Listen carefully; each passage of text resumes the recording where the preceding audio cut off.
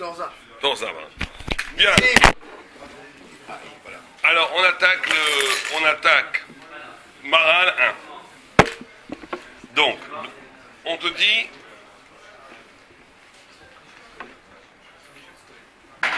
Alors, il te dit, maintenant, on a fini, il te dit qu'on a fini. Il te dit le Maral.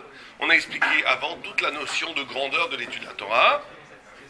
Umiata et maintenant, Yesh levaer ma'alat ha'maaseh. Il faut expliquer la grandeur de l'acte, pas simplement de la pensée d'étude, de l'acte qu'Hachem Mekayem mitzvot Torah quand il fait une mitzvah Torah.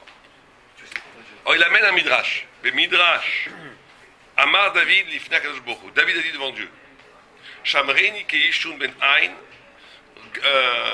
garde-moi, sauve-moi. Amar HaKadosh Baruch Hu.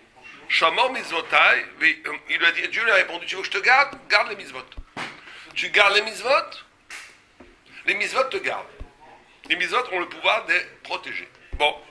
Vaya Omer Rabbi Shimon ben Chalfeta, il a dit ben Chalfeta, Machal ema davar dome. Il donne un exemple. À quoi la chose ressemble? La Adam Sheu Begalil, il est en Galilée, donc dans le nord d'Israël. Veshlo Kem, et il a une vigne, Beyehuda, dans le sud d'Israël, dans le centre d'Israël. Ve'achar Beyehuda, Vayalo Kerem Begalil. Il y en a un autre qui est en Yehuda, et il a un vignoble en Galilée. Oto Shebegalil, Olech Lo le Yehuda, les Adour et Karbo, Veze Shebeyehuda, Olech le Galo à Bourzé. Drôle d'exemple. Il dit, vous avez vous un vignoble en Bordeaux, d'accord? Et votre copain, il a ici un vignoble en Bourgogne. Vous êtes en Bourgogne, et lui, alors, la ville. Et donc vous, là, il dit Galil Yehuda, vous gardez le champ de votre copain, lui, vous gardez votre champ. Quel rapport avec la mitzvah, ça? Quelqu'un comprend le rapport avec la mitzvah? Tu fais les mitzvahs, ça te garde. On te donne comme exemple cet exemple. Quelqu'un me fait le rapport? Quel rapport? Je garde le champ de mon copain garde mon champ, parce je ne suis pas dans le bon endroit. Et ça, c'est ce que Dieu a répondu à David. Fais mes mitzvot te garderont. Quel rapport avec la choucroute? Quelqu'un a une idée ou pas? Personne? Non, on met du vin blanc, là, je crois. Pour demain, ça va? D'accord? On met une fiche devant toi, comme ça tu n'oublies pas, d'accord? Allez, je t'embrasse, merci. Bon alors, ils sont où ces croissants? Ils sont où? Tu devrais pas payer dans la cuisine, je paye pas dehors. Il s'est excusé, il a dit là, oublie, excuse-lui, je le tue. Bon, demain, C'est pas grave, c'est très bien. Assieds-toi. C'était la première fois que tu oubliais, c'est pas très grave. vous occupez les affaires de la chaîne ici. Oh! Vous occupez les affaires de la chaîne ici, et vous Voilà, je pense que moi j'ai pas encore vu la réponse, mais moi c'est ce que je pensais, ce qu'il a dit. Si je fais des mitzvot, c'est comme si je garde le champ spirituel. Les mitzvot c'est quoi? C'est le champ Kebiechol, le champ d'Hachem. Donc tu gardes les mitzvot qui n'ont aucun rapport avec ce monde-ci, et ben on te garde ce monde-ci qui a aucun rapport avec le monde en haut. C'est une sorte d'accord de bonne intelligence. Hein, je crois que c'est ça qu'il va dire. On va voir. À première vue, c'est ça le machal. Je suis d'accord, le nimshal et le machal, c'est ça. Quel rapport entre ces deux champs? C'est que les mitzvot sont en vérité des éléments du monde d'en haut. Vous savez qu'il y avait un minag à Ashkenaz, mais peut-être que les Sfarad vivant à Paris devraient le faire, de jeûner vendredi dernier. Pourquoi? Parce que... ouais, vendredi, très beau. Il dit le Magen Abraham. Moi j'ai pris de jeûner la veille de Rosh Chodesh. Si je savais, je l'aurais fait. Ouais, c'était une grande mise à jeûner vendredi. Pourquoi? Parce qu'il y a à peu près 8 siècles, en 1100 et quelques, presque 9 siècles, il y a eu un juif qui s'appelle Barouin, je crois, français. Barouin. Hein? Badouin ou Badouin, un truc comme ça, j'ai oublié. Non, pas Baudouin, Baudouin c'est un roi. Le roi Baudouin. Non, il y a eu des... Bon, je ne sais plus comment il s'appelle, un truc comme ça, Baron ou Badouin, qui s'est converti au christianisme. Et il est devenu comme les nouveaux chrétiens zélés. Il a été voir le pape, il a dit, vous savez pas ce que ces juifs disent sur votre Talmud, dans le Talmud, sur votre christianisme, sur votre religion, il l'insulte, c'est un blasphème. Pour y marcher mon, pour l'acrobate, enfin, il a fait un lachonara, je vous dis pas celui-là, il doit brûler encore en enfer. Et ils ne savaient pas du tout, les chrétiens. Les chrétiens, qu'on étudie la Bible, ils ont été très surpris de voir qu'il y avait le Talmud. C'est à cette époque que les chrétiens ont découvert le Talmud. C'est un juif qui a été... Parce qu'eux, ils croyaient que les juifs étudiaient l'Ancien Testament, comme ces idiots qui disent... Et une fois, je vois des gens, ils me disent, que vous faites quoi ici? Vous priez toute la journée? Les gens, ils croient qu'on prie toute la journée. Non, non, on étudie, madame. Vous n'avez pas marre d'étudier toute la journée? Bon, non, on n'étudie pas de la journée. On ne prie pas de la journée, on étudie, madame. Eux, ils croyaient, les chrétiens, qu'on était toute la journée en train de lire l'Ancien Testament. Comment dire Marine? Ils ne connaissaient pas le Talmud. Il est venu l'autre, il les a déniaisés. Vous êtes des idiots, c'est le Talmud, et dans le Talmud, c'est ça la colonne vertébrale du judaïsme. Si vous voulez détruire le peuple juif, il faut lui détruire son Talmud. Et le Talmud est plein d'insanité contre le christianisme. Ce qui est partiellement vrai, parce que c'est un bon hasard, le christianisme, donc il n'y a pas de problème. Mais nous, on fait attention de ne pas offusquer ceux qui nous dominent. Donc ils sont venus à Paris, ils ont convoqué Rabbi Yechiel de Paris. Rabbi Yechiel de Paris, ils l'ont convoqué. Il a défendu tant faire se peut, il a essayé de défendre le Talmud. Ça n'a pas marché parce que de toute façon le procès était vendu d'avance. Ils ont pris des carrioles entières de Talmud à Paris, une autodafé, ça s'appelle en français. Et ils ont brûlé des centaines, peut-être des milliers de Talmuds, ce qui était à l'époque, outre le fait que le Talmud est très rare. C'est les parchemins manuscrits, il n'y avait pas d'imprimerie. Bon, pas d'avant Gutenberg, avant l'imprimerie, donc il n'y avait pas d'imprimerie, c'était que manuscrit. Et ça voulait, et c'était très très rare. Et c'était un bien, c'est comme un Sefer Torah pour nous aujourd'hui, on va dire. La rareté, la cherté, un Sefer Torah ça coûte 20 ou 30 000 euros, bah c'était un Talmud c'était introuvable. Et c'était très cher. Et surtout c'était spirituellement un drame d'avoir pris pratiquement tous les Talmuds de France ont été brûlés sur là. Pourquoi c'est relativement peu connu cette histoire? C'est assez connu quand même. Hein. C'est assez connu, ouais. En plus, la France est un pôle de Talmud. En plus. En plus, la France était le pôle du Talmud, il a raison. La France était le pôle du Talmud à l'époque. Et tout ça. Ouais. Et les Tosfot, Rachi, en Europe, c'était la France. C'était la France. En Europe, il n'y avait pas d'autre endroit que la France. Un peu en Allemagne, la communauté du Roux en haut, mais la plupart, c'était la France et l'Allemagne. Un peu en Angleterre aussi. Vous savez que les Tosfot anglais ont été brûlés, marché même, à York, mais plus tard, en 1300. Ouais, tous les juifs, ils ont brûlé pratiquement tous les juifs à York. Et c'est là le grand centre talmudique à York. Et après, ça a marqué la fin. Après, il y a eu l'expulsion des juifs. Et Cromwell, à l'époque de Cromwell, bien plus tard, a réadmis des juifs. Ils ont été après encore expulsés. Enfin bon, vous savez qu'en Normandie, par exemple, aujourd'hui, on croit que la Normandie, c'est très loin des juifs. C'était un endroit, c'est très loin des juifs. Quand vous allez à la Normandie, on a l'impression qu'il n'y a jamais eu de juifs. La Normandie, c'était peuplé de communautés juives très savantes. D'ailleurs, les gens voient 2000 tous les jours. Ouais, peut-être ça vient de ça. Ah ouais, on va se rappeler leurs ancêtres. Non, mais j'ai vu par exemple les juifs qui s'appellent à Granville, il y avait la rue des juifs avec Bien sûr. des bijoutiers et tout. Il y avait énormément de juifs à Granville, à Coutainville, dans des endroits comme ça, dans des endroits complètement perdus aujourd'hui, on sait pas parce que c'est un juif. Et il y avait des Tosfotim de Normands. On appelle les Tosfot normands et Tosfot d'Angleterre. En Bretagne, pareil. Tout l'ouest de la France était peuplé de juifs. Après, mais c'était au Moyen-Âge. Bon, en tous les cas, il s'est passé ça. Et c'était. Donc, Magen Avraham, il dit on doit faire ça. On doit faire un jeûne pour faire tchouva sur cet événement dramatique d'avoir brûlé les Talmuds. Erev Parashat Rukat. La veille de Parashat Rukat. Pourquoi? Quel rapport avec Rukat? Parce qu'il y a écrit Zot Rukat à Torah. C'est la loi de la Torah. Et Zot Rukat à Torah, c'est que la Torah, si tu ne l'étudies pas, elle brûle. Comme ça le Magen Avraham dit. D'avoir délaissé la Torah dans l'étude, si tu n'étudies pas la Torah est brûlée. Si tu n'étudies pas la Torah est brûlée. Alors pourquoi? Quel rapport? C'est une punition simplement? On dit c'est pas qu'une punition. C'est que la Torah en soi n'a aucun rapport avec ce monde-ci. La Torah, c'est une manifestation. Il est écrit dans Anochi Hashem. C'est un autre icône, c'est-à-dire un anagramme, on dit en français. Notre icône, c'est un mot de Ani. Moi, Ani, Anochi, Ani, Nirtavti, Venatati, je me suis écrit et je me suis donné, et je me suis donné à vous, Yahiv, Anochi. C'est comme si Dieu disait, je me suis moi-même écrit. Voilà, je me suis moi-même écrit dans la Torah et je vous ai donné. C'est comme si je vous ai donné ma photo, Calvier-Paul, la ville. On va pas faire photo de Dieu. Mais la Torah, c'est l'expression divine absolue. Donc, aucun rapport avec l'Olam qui est le monde de la matière. Donc, c'est un chidouche extraordinaire que la Torah rentre dans le monde. C'est un chidouche, c'est une nouveauté, c'est une anomalie. C'est une anomalie. Au point où, quand la Torah a été donnée, tous les rois de l'Orient et de l'Occident ont cru tout d'un coup que c'est la fin du monde. Ils ont été voir Bilam, vous en faites pas, c'est pas la fin du monde, c'est Dieu qui veut donner sa Torah à son peuple. Donc la Torah a en elle, potentiellement, la négation de l'être, parce qu'elle est absolue, elle n'a aucun rapport avec le monde. Donc quand elle rentre dans le monde, normalement ça fait quelque chose de... ça fait une catastrophe métaphysique.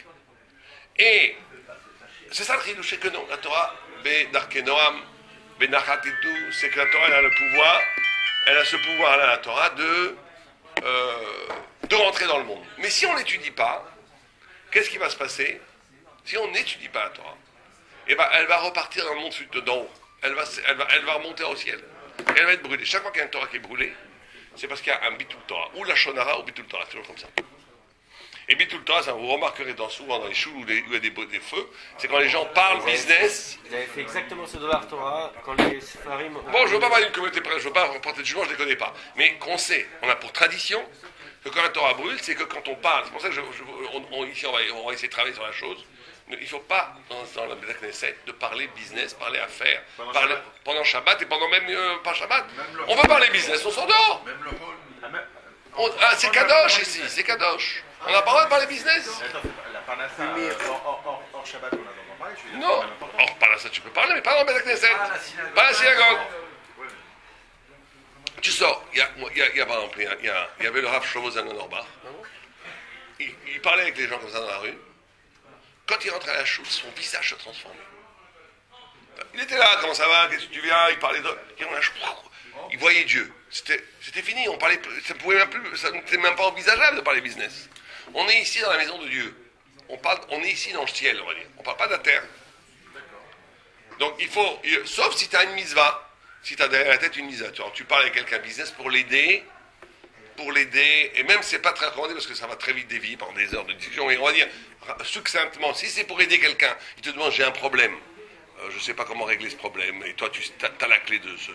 Là tu lui dis, parce que c'est une mitzvah, il faut le voir avec la conscience d'un mitzvah. Mais si c'est pour le délice de parler au lamazé, tiens j'ai fait 100 000 euros hier, c'était pas mal, j'ai réussi un business, l'autre il dit ah oui, moi j'ai fait encore mieux 200 000 euros, bon chacun, ça c'est pas, on fait ça dehors si vous voulez, mais pas ici. Il y a une ségoula si on ne fait pas ou c'est une très grande ségoula, c'est interdit de parler d'Ibrechol, c'est interdit. C'est interdit de parler d'Ibrechol dans une choule, dans le Betamikdash, à Sourgamour. On n'a pas le droit. On n'a pas le droit de parler de ça, il faut parler que de l'Ibrechol et de celui-là. On n'a pas le droit de parler pendant la prière. Allez, encore plus, ça c'est encore un autre problème. Vous savez, je vais vous raconter une histoire, je l'avais raconté déjà. Je vais vous raconter une histoire par rapport à ça. Il y avait une fois un yeshiva qui était près de Getzel, mais une autre pas que celle qu'on connaît, dans un environnement très hostile de Goïm. Des baboules furieux, là-bas c'est des... Vous avez été à Getzel déjà? Ouais. Là vous dites chez là, Saligoy avec de toutes vos forces. Dans le nord-est de l'Angleterre, juste avant là, c'est vraiment là, c'est primitif. Tu vois les Goïms là-bas, t'es pas loin des Vikings. Vraiment, tu les vois là-bas, ils sont dégradés par l'alcool. Leur visage est marqué et rongé par l'alcool, mais très jeunes déjà. Ils ont un niveau intellectuel, mais proche de l'animal. Et une bêtise et une haine entre les yeux, une violence, ils boivent, ils se battent. Il n'y a que le football là-bas, il n'y a qu'un dieu qui s'appelle le football. À part le football, la culture c'est le football. Et la bière. Et la bière. Voilà, c'est les deux idoles, c'est une horreur. Et des fois, et quand tu vois les juifs, de Getzel, les Tamit Racham, les filles de Sanois, tu vois les filles, là-bas tu comprends chez le Sanigoy de façon éclatante. C'est pour ça que beaucoup d'enfants qui ont des problèmes sont souvent envoyés là-bas, en Israël, parce qu'on a dit, bon, tu crois que c'est bien le monde, là-bas ils font une cure, ils reviennent plus religieux qu'avant. Et il y avait une autre yeshiva qui avait été créée dans un village environnant, et il y a eu des problèmes de coups, parce que très souvent les Baruchiens se font frapper par ces affreux jojo. Ce sont des hooligans, des choses comme ça. Et un Rosh qui a été voir Raphaim Kenievski, qui est un grand sadique à Bnei Brak, que je connais, que j'ai rencontré, immense sadique, qui mange Tamit Racham. Et il lui a raconté l'histoire, il a dit, est-ce que c'est dangereux de rester là-bas? Est-ce qu'il faut te fermer cette yeshiva? Il lui a dit, si vous êtes là comme ici, si vous étudiez la Torah protège, vous n'avez aucun problème. Je vous garantis que rien ne vous arrivera. Il prend une garantie. Tout d'un coup, je suis content de ne pas avoir à fermer cette yeshiva. Il s'en va, il lui dit, non, faites revenir le Rosh Yeshiva. Il dit, est-ce que vous avez des téléphones portables dans votre Beta Knesset? Est-ce qu'ils répondent au portable pendant l'étude de la Torah? Il a dit, oui, ça peut arriver, ça arrive. Et alors, je retire ce que je viens de dire, j'enlève toute responsabilité. Fais ce que tu veux, ferme, ouvre, j'en sais rien. La Torah ne protège que si c'est un espace exclusivement de Torah. Mais si tu commences dans le truc, alors oui, bon, tu vas en vendre 50, ouais, d'accord, rappelle-moi dans 5 minutes pour en acheter 100, et que, oui, qu'est-ce qu'il dit le Tosfot? Bon, c'est que tu tricotes Olamazé, Olamaba, dans le mauvais sens du terme, c'est pas une Torah qui protège. Donc c'est très important ici dans l'espace de... Faut faire attention, ça ici, par exemple, c'est la Shlishi, il faut que je vais me faire des ennemis, mais il va falloir qu'on essaye de faire, de m'agdir ça, parce que les gens, naturellement, ils s'assoient, ils sont contents, ils parlent de ton business et tout. Il ne faut pas parler de business, Shabbat. Shabbat encore plus, on met accusé encore plus. Bien, j'ai trouvé le sujet dont on portera de samedi prochain. Et en plus, c'est un bon sujet. D'accord, c'est clair? Donc ça, c'est clair. Alors on continue. Donc il nous dit, alors ce Machal et ce Nimshal, un il est en Galile, l'autre il est en Yehuda. Celui qui est en Yehuda, il a sa vigne en Galile. Celui qui est en Galile a sa vigne en Yehuda. Il faut un business sympathique, ils se disent, eh bien écoute, toi tu es dans mon endroit, moi je suis dans ton endroit, rendons-nous un service mutuel, je garde ton champ, tu gardes mon champ. D'accord, c'est clair. Je garde mon champ. אמר זה לזה עד שתבוא עליהם קומי, שמיר לי בתחומך ואני אשמור לך בתחומך. כך אמר דוד שמרני. De la même façon, on va voir le Nimshal. Dieu a dit, David a dit à Dieu, garde-moi, protège-moi. Alors Dieu n'a pas dit, je vais te protéger. Shomer mitzvotai, garde mes mitzvot. Donc c'est exactement la même chose, c'est exactement ce qu'il a dit, Julien. Ça veut dire que c'est en gardant les mitzvot, Dieu te garde. Pourquoi? Parce que c'est Kebiechol, comme si tu... Kebiechol, bien entendu, Dieu n'a rien de personne. C'est comme si tu rendais service à Dieu en lui gardant ses mitzvot. Tu lui gardes ses mitzvot, il te garde. Si tu lui gardes ses mitzvot, il te garde. Comment comprendre ça? Quelqu'un comprend que le sens de cette histoire? Tu gardes ses mitzvot, il te garde. Ça veut dire quoi? Ça veut dire que dans la mesure où je fais la volonté d'Hachem, Ouais. automatiquement, il y a un retour. Oui, mais ici on parle d'une garde. C'est plus que ça, c'est un chamor. Tu gardes tes mitzvot. Non, le vrai sens, c'est quand tu gardes tes mitzvot, c'est ça qui est important. Quand tu gardes tes mitzvot, c'est comme si tu devenais quelque part partenaire de Dieu.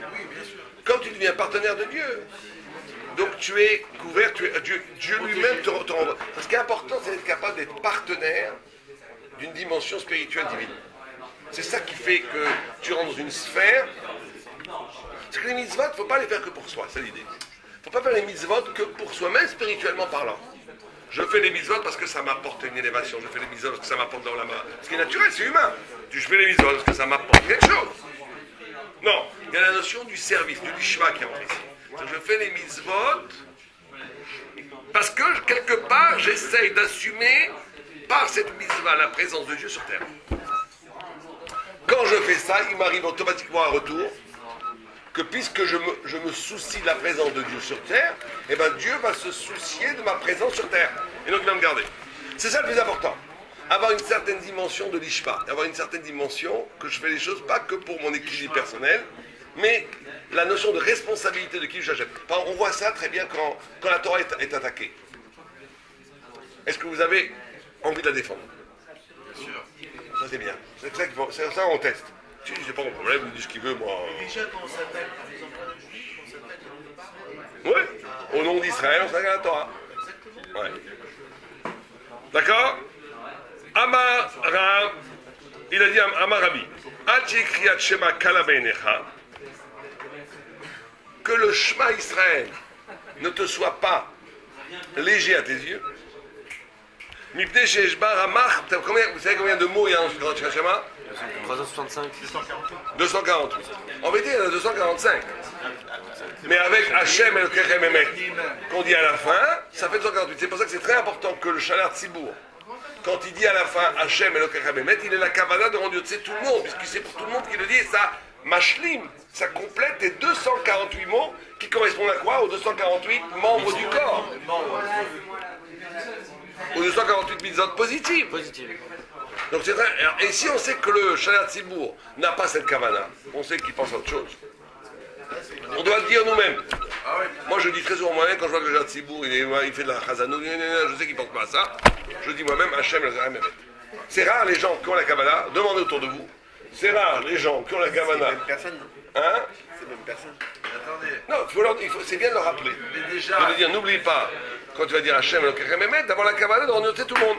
Mais déjà, il faut que lui le sache. En plus, il faut qu'il le sache. Vous pouvez rappeler ce qu'il faut avoir comme Kavana avant le schéma. Quand on dit Shema Israël, il faut avoir un Kavanah de recevoir quand il dit Shema Israël, Ol Malchut Shamayim, c'est-à-dire que Dieu est ton Dieu. Quand tu dis Hachem Elokechem Shema Israël, quand tu dis Yud, quand tu dis Yud Kevavke, Il y a la porte, attention. Il y a le paravent. quand tu dis Yud Kevavke, quand tu dis Yud Kevavke, quand tu dis le nom de Dieu, tu dois avoir deux Kavanot. Tu dois avoir le Kavanah Adon, la première Kavanah Adon Olam, c'est le maître de tout. Adon, ça c'est le nom de Ado, quand tu dis Ado, c'est le maître de tout. Et tu dois dire après, Aya Oveveye. Tu dois penser, il était, il est, il sera, éternellement. Il était dans l'éternité passée, il est, il sera. C'est les deux chemins. Elokeinu, tu dois avoir pensé à Kol Yechol, il a tous les pouvoirs. Et Kochot Takef Hakol, c'est-à-dire qu'il a tous les pouvoirs en un instant. Takif. Quand tu dis Shema Israël Hashem Elokeinu Hashem Echad, Hashem la même Kavanah Aya Oveveye, Adon Akol Aya Oveveye. Quand tu dis Echad, tu dois penser à plusieurs choses. Un, tu es un. Quand tu dis Echad, quand tu dis le 2, le Dalet, tu dois penser aux 4 points cardinaux, que Dieu est un dans les 4 points cardinaux. Et tu dois penser aussi aux 4 morts du Beddin. Que le Beddin te tue en te coupant la tête, schlac, en te faisant pendre, en te rentrant du plomb fondu, très fin, et en jetant dans un fossé, en jetant une grosse pierre sur la tête. C'est dur de faire tout ça. Ah, c'est dur. Mais il faut. Maintenant, regarde, je fais Echad, 2. Non. Echad, 2. Ça y est, j'ai pensé à tout ça. Il est un. Il y a les 4 points cardinaux et les 4 morts. Mais 4 morts, tu les vois en flash instantané, tu vois ta tête coupée. Tu vois que t'es pendu, tu vois le plomb qui te rentre, et tu vois une tête qui tombe sur les tu vois une pierre d'une tombe qui tombe sur les ah ben Tchouva, ça c'est un Mais je ne Tchouva. peux pas faire Tchouva en pensant à tout ça. Mais bien sûr. Mais non, quel Tchouva. Parce que tu te dis que tu es prêt à accepter la mort pour Dieu. Il n'y a pas de limite, il n'y a pas Ok, de... j'accepte la mort. Il n'y a pas de limite. Je sais pas où sont le plomb pour ça. Bah, tu les calmes. Tu l'as jamais fait. Il faut avoir aussi cette pensée quand on dit Be'ahava. Quand on dit Be'ahava, dans le Shmoné Esrei, il faut avoir cette pensée aussi. Il y a aussi. Là. Il faut qu'on fasse la course avec Kavanot, c'est pas possible. Par contre, pour le cas de schéma de Shacharit, il faut avoir la Kavana de. Là. Bao, Makor Akol. C'est la source de toute chose. Bao, Hatat, la source de Hachem. La même chose, Adon Akol Yahovah, Elokeinu Akol Yechol, Veloke Avotenu qui fait un brit avec nos pères, Eloke qui a tous les pouvoirs, Avraham Prinat Chesed, Eloke Yitzhak Prinat Din, qui a fait le Avoda, Eloke Yaakov, Torah Emet. Akel, grand et bon, infini, Gadol, grand, Chesed, Gibor, fort, Vernora, Nora, c'est-à-dire qu'il est arrogant, il est redoutable, ça veut dire qu'il n'est pas lié aux lois. Quel est Lion? Là, il faut penser à la vida de Keter, de couronne, que tout vient de lui. Gomal Chazim de lui qui fait du bien, connaît Akol, qui recrée le monde à chaque instant. Zorel Chazde Avot qui souvient les choses bien que nos pères ont fait. Ou Mevi Goel Kamen, tout amène à la Géoula, les Bnebnehem, les Ma'an Shmo, pour son nom, il faut pas voir le nom de Dieu Yud qui est marqué. Be'ahava. Et là, quand vous dites Be'ahava, il faut penser aux 4 morts du Beddin. Que tu es prêt par Tu es prêt à mourir pour Dieu et tu visionnises, tu te vois la langue pendue.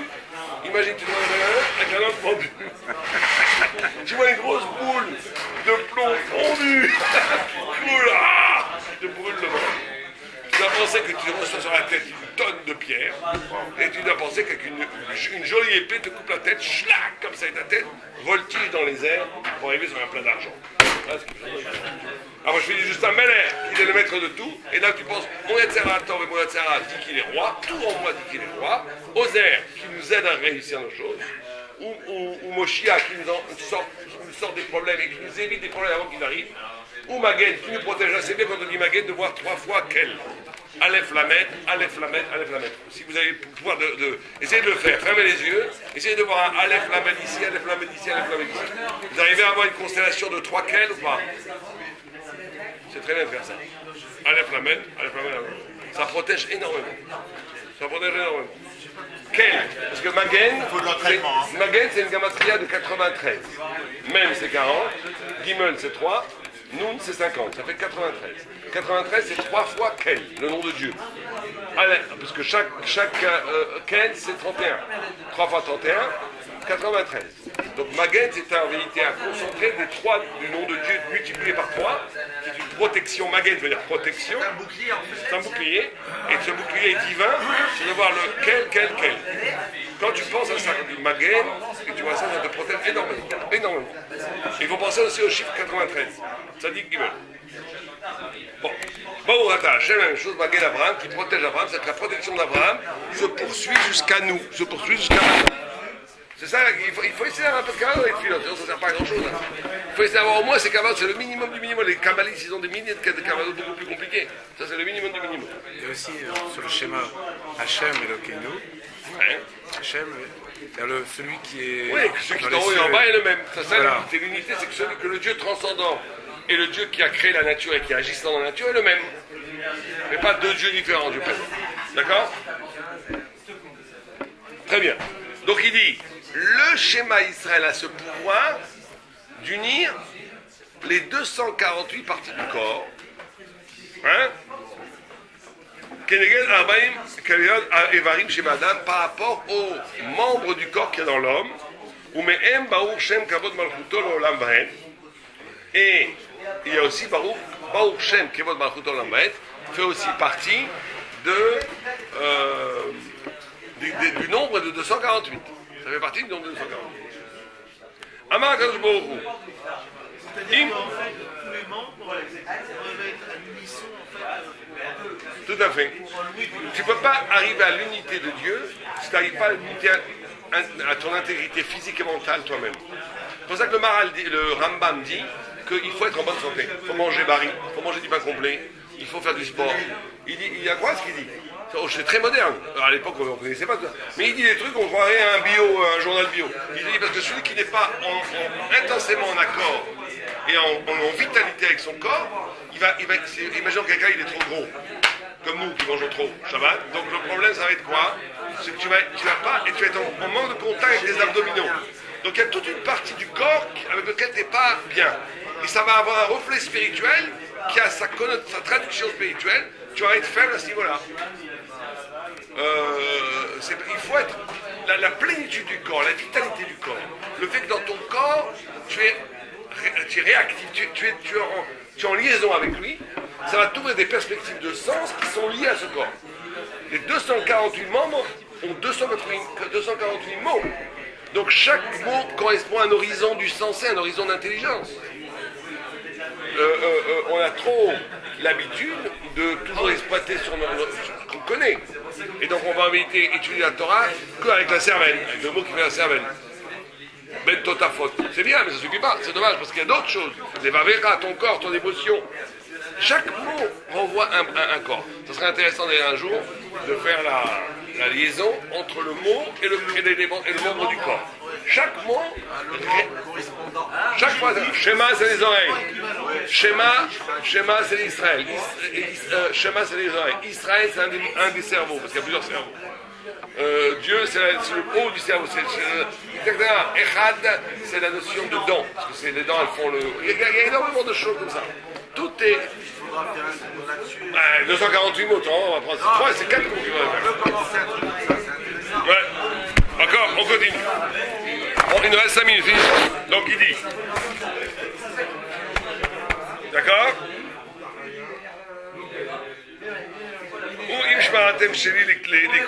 Si vous faites bien le schéma Israël,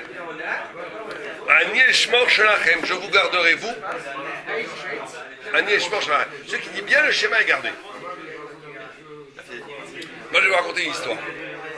Non, si tu dis bien le schéma, donc comme tu intègres, tu fais venir Dieu dans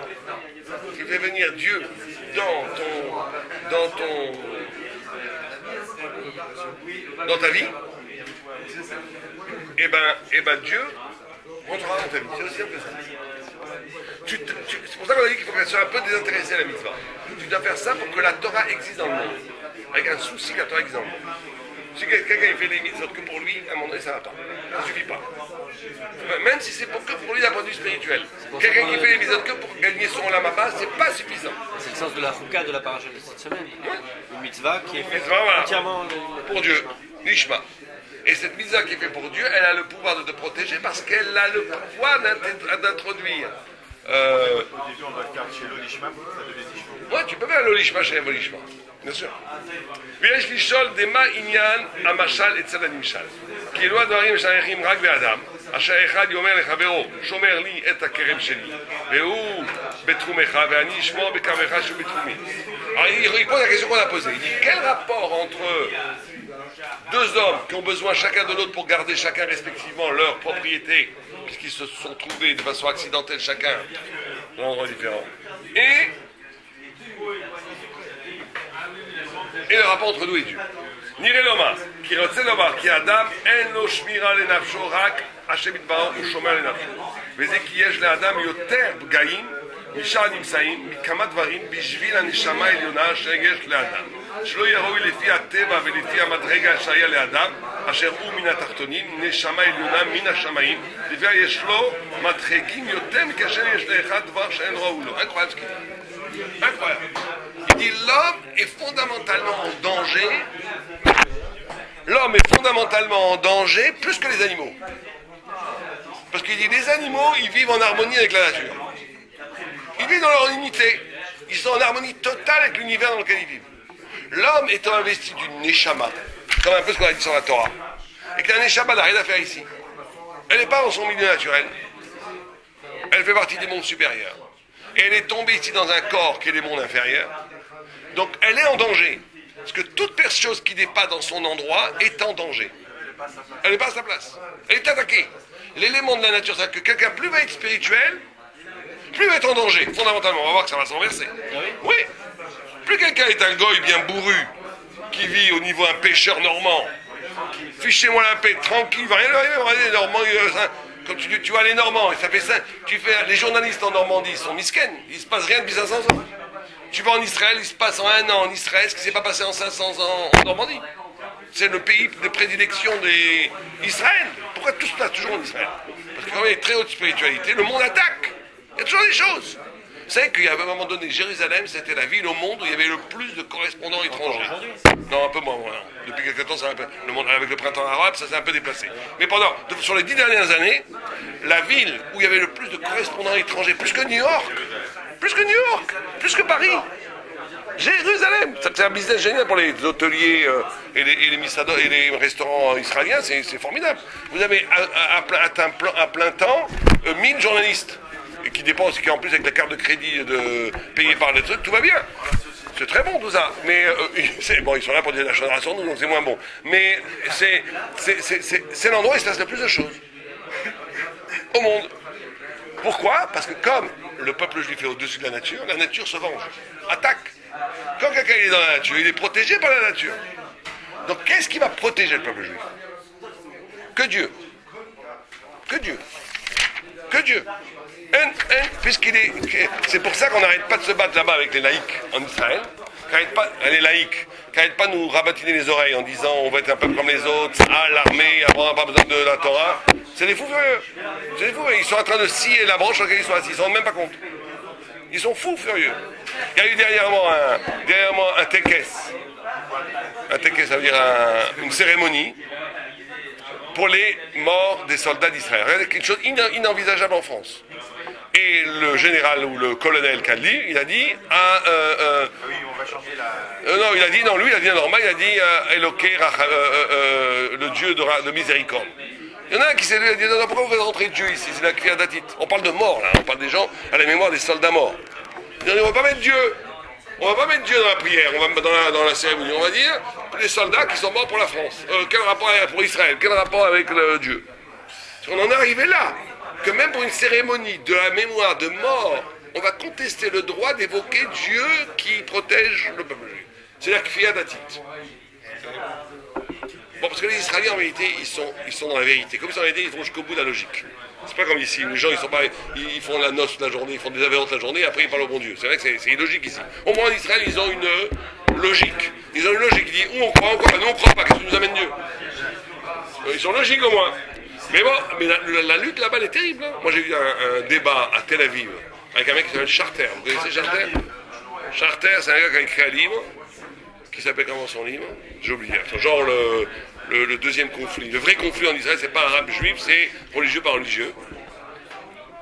Et j'ai à Tel Aviv, et c'était super sympa parce que je lui ai vraiment donné sur la tête. Mais il était très bien, il était sympa, il était honnête. J'ai vraiment vu un gars comme ça, parce que quand j'avais un argument qui d'habitude ils baratinent. Lui, il avait une honnêteté, quand je il me dit ah oui, ça c'est vrai, bon, il était bien. Et une fois à un moment donné, comme il a écrit, là où je lui ai donné, il a écrit sur son livre, à la mémoire de mes petits-enfants, non, pas à la mémoire, à mes petits-enfants, en espérant qu'un jour ils pourront lire Babar. Pourquoi? Parce que sa fille, elle a fait tchouva. Babar. Sa fille, elle a fait tchouva. Elle habite maintenant à Mea Sharim. À Mea Sharim. Et lui, c'est la gauche de la gauche. La gauche de la gauche. La gauche de la gauche, un télo de Tel Aviv. Il n'y a pas plus gauche. Il est même il est presque plus sioniste. Il s'appelle post-sioniste. Il critique le sionisme même. Tellement qu'il est gauchiste. Et sa fille, et il a écrit, parce qu'il a offert des babas à ses petits-enfants, et elle a dit non, baba c'est pas caché, et lui ça l'a outré. Baba, c'est vrai que baba, on voit pas trop de problème. Mais elle a pas voulu de baba, c'est genre tu me rentres des symboliques goy dans la maison, j'en veux pas. Et lui ça l'a tué, il a écrit, comme s'il n'avait pas fait ça, j'aurais pas osé faire ça. Donc en public, je lui ai dit écoutez monsieur Scherter, je lui ai dit écoutez, ma fille à moi, elle aurait du mal à vivre à Mea Sharim. Nous qui sommes religieux, Mea Sharim, ça serait pas pour nous. Et votre fille a été, c'est ce que c'est pas la preuve d'une rupture et d'un échec total de votre pensée? Oh, il était furieux. Pourquoi vous rentrez ma fille là-dedans? Je vais écouter simplement, c'est vous qui l'avez mise dans votre livre, c'est vous l'utilisez, je l'utilise contre vous. Mais bon, c'était, il y a eu pas mal de choses. C'était un très bon débat. Vous pouvez le voir à... Ah non, il n'a pas été enregistré ce débat, dommage. Enfin bon, je sais pas pourquoi on parle de ça par rapport à ça. D'accord? Donc il dit... Très bien. On dit, et on dit que Yaakov a lutté avec l'ange de Esav, qui était l'ange de Esav. De là qu'un Talmud Chacham ne doit pas sortir seul dans la nuit, c'est dangereux, il est en danger. Tosfot dit un juif normal il peut sortir seul dans la nuit. Un Talmid Chacham, Mishum c'est un Mezikim, parce que là, dès que le Talmid Chacham sort, les Mezikim, les forces négatives, l'attaquent.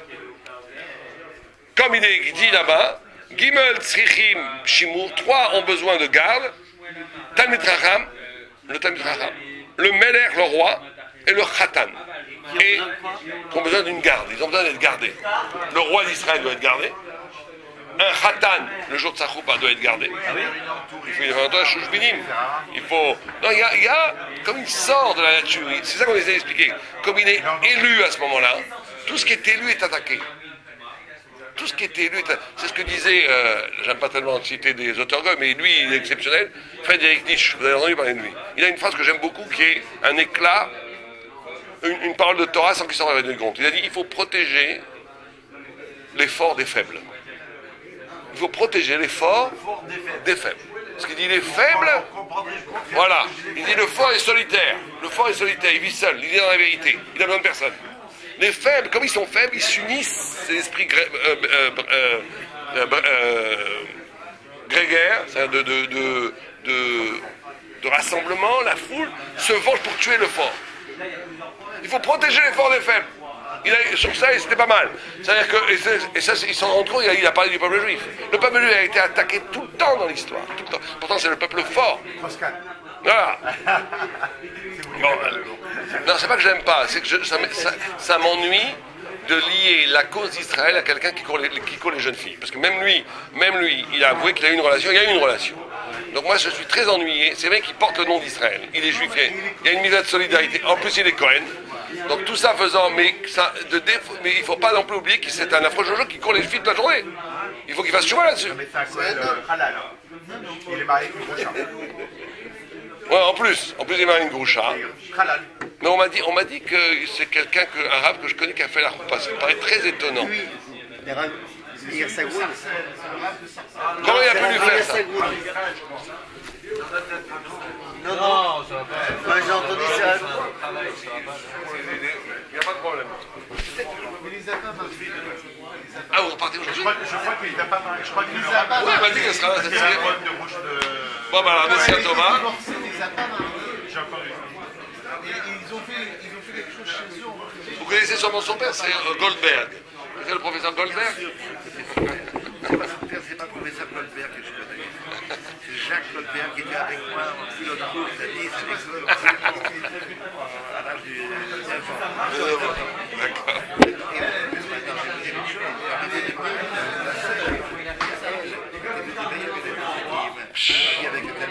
Ah oui, oui, on m'a dit.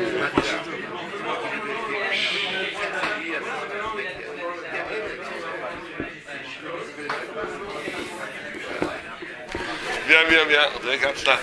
Merci d'être venu nous voir. Bien, allez, on finit ça. Donc on va essayer. Il ne faut pas non plus être désespéré. C'est-à-dire que celui qui va nous protéger, c'est Dieu. De cette fragilité-là va naître l'obligation d'une exceptionnelle shmira. C'est pour ça que le peuple juif dans l'histoire est extraordinairement attaqué, mais qu'en même temps, il est c'est le fort, mais il est attaqué par les peuples entiers, qui sont les faibles en vérité, parce qu'ils sont éphémères, et nous on est éternels. Il est fort. Il est faible, il est tout entouré de pays. Non, tu regardes, qu'est-ce qui s'appelle fort et qu'est-ce qui s'appelle faible? C'est celui qui perdure. Qui c'est qui perdure? Quelque chose de fort reste, quelque chose de faible meurt. Or, depuis 4-5 000 ans, nous restons et les gens meurent. C'est contre-naturel. C'est contre-naturel. C'est parce que nous sommes, justement, c'est dialectique, c'est ambivalent. D'un côté, on est faible, on est attaqué parce qu'on est hors nature, et la nature se venge. C'est pour ça que nous, il faut faire très attention à ça. Même en Israël, moi j'ai toujours peur. Quand je vois qu'ils permettent des marches de la, soi-disant, de la boucha, moi j'appelle ça les marches de la boucha, la fierté, ils appellent ça. Quand symboliquement ils touchent à la Kedusha d'Israël, et vous savez, ils font les marches des trucs à Jérusalem, on arrive à des... Donc moi, au-delà de la mort, je m'en fiche, qu'ils fassent ce qu'ils veulent, c'est leur problème. Enfin, je m'en fiche pas, ça fait de la peine, mais à la limite, c'est pas ça le vrai problème. Le vrai problème, c'est qu'on touche à l'intégrité spirituelle de la Kedusha d'Israël. Dès qu'on a coupé ça, mais c'est ce qui s'est passé avant la Shoah. Avant la Shoah, le peuple, il faut savoir, on n'explique jamais les choses de façon simpliste, mais il faut savoir qu'il y a eu 100 000 conversions au christianisme, 100 000 juifs qui sont convertis au christianisme avant la Shoah en Allemagne. Et pas des moindres. Et que si on voit les lois de Nuremberg, qui sont les lois édictées par les nazis contre les juifs, 95% des lois de Nuremberg, c'est des lois du Shulchan Aruch. Tu ne te marieras pas avec la Goya, avec une Arienne, ils écrivent la Goya. Tu n'auras pas le droit de parader avec un drapeau allemand, mais tu pourras parader avec un drapeau juif. Tu ne porteras pas les habits des Allemands. Tout. Tu n'as pas le droit de manger. Tu as le droit d'avoir des boucheries cachères, mais tu ne vas pas dans les boucheries. L'apartheid, c'est-à-dire de renvoyer notre identité juive. C'est-à-dire que c'est toujours Mida Keneged Mida. Tu abandonnes Dieu pour devenir allemand. Et même Dieu il te donne l'Allemagne, ça a donné le nazisme. Si tu abandonnes Dieu pour ne croire plus qu'à ta force vitale, à ta force militaire, ça va être une catastrophe. Parce que si Dieu se retire, il croyait qu'en 67, on a gagné 5 armées arabes que parce qu'on était des Superman. On a cru à cette fable pendant des années. C'est Dieu qui nous a aidés. Après, quand on a commencé à trop frimer, 5000 Hezbollah de rien du tout, ils nous ont donné une tannée en Liban. Voilà, soi-disant la meilleure armée du monde. Il faut se calmer, il faut savoir qu'il n'y a que Dieu qui nous protège. Ça enlève rien à l'héroïsme des soldats d'Israël, mais il faut savoir qu'il n'y a que Dieu qui nous protège. Bien, on finit ça. Donc il dit, Birshu Atosfot, Amar Rabenutam, des Davka Nakat Talmid Chacham, on a mis Talmid Chacham spécifiquement, Mishum Shamezikim Mitkanim Baem Kedam Brinan, qu'on a droit qu'on besoin de Shmira, le Talmid Chacham, le roi et le Khatan. Afalga, de En Chashivut Kolka Bechatan, Mikol Makom Khatan ou Yoshev Berosh, vous domez les mères. Pourquoi le Khatan est attaqué? Parce que c'est un jour exceptionnel, il ressemble à un roi. Ce jour-là, il est élevé.